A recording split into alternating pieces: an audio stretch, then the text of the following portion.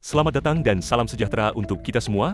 Kembali lagi bersama kami, Media Cyber TNI.id, dalam rangkaian informasi aktual dan terpercaya. Mafia Tanah Obok Waru Dhuwur Cirebon. Tanah berperkara dijual 300 juta. Hukum didesak, bertindak tegas.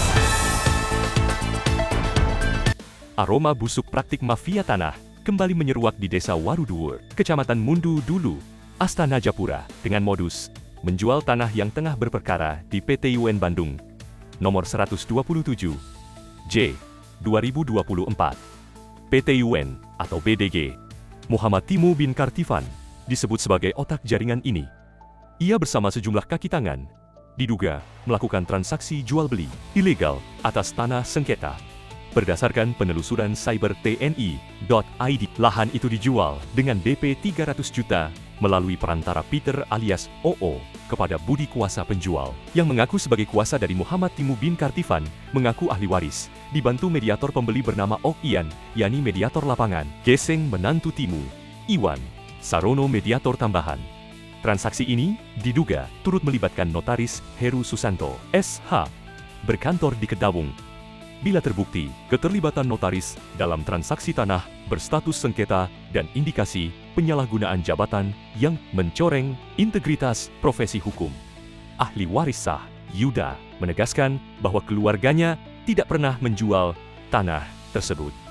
Ia bahkan menyebut fotokopi sertifikat yang diminta Muhammad Timo disalahgunakan untuk memuluskan transaksi. Kami tidak pernah menjual tanah itu. Pengukuran dilakukan tanpa izin. Bahkan mediatornya menyuruh saya menjauh, ujar Yuda. Geseng, menantu Muhammad Timo, sempat memberi uang 100.000 agar Yuda tidak mempermasalahkan pengukuran. Tekanan seperti ini mencerminkan pola klasik mafia tanah membungkam pemilik sah dengan intimidasi terselubung. Mereka bekerja sistematis, mulai dari mengumpulkan fotokopi sertifikat, merekayasa surat kuasa jual, hingga menggunakan notaris untuk memoles legalitas palsu.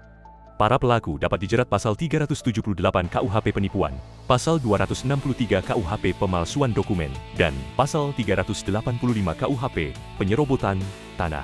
Jurisprudensi Mahkamah Agung nomor 645 Calvin, SIP, SIP 1975 menegaskan bahwa ketidaktahuan hukum tidak dapat dijadikan alasan pembenar. Maka siapapun yang terlibat, baik pelaku, mediator, maupun pejabat, harus dimintai pertanggungjawaban tanpa pandang bulu. Kasus Waru Dhuwur menjadi peringatan keras bagi masyarakat Cirebon. Modusnya meminta fotokopi sertifikat, memanipulasi dokumen, lalu menjual di hadapan notaris seolah sah.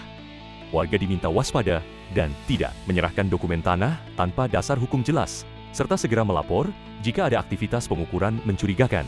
Praktik mafia tanah bukan sekadar pelanggaran hukum, tetapi ancaman serius terhadap kedaulatan agraria dan keadilan sosial. Negara tidak boleh kalah oleh mafia tanah. Hukum harus berdiri tegak tanpa kompromi. Tegas sumber investigasi Siber TNI.id. Publik menanti langkah nyata aparat penegak hukum dan tindakan tegas untuk membersihkan Cirebon dari cengkeraman mafia tanah. Demikian laporan kami. Terima kasih atas perhatiannya dan sampai jumpa di berita berikutnya.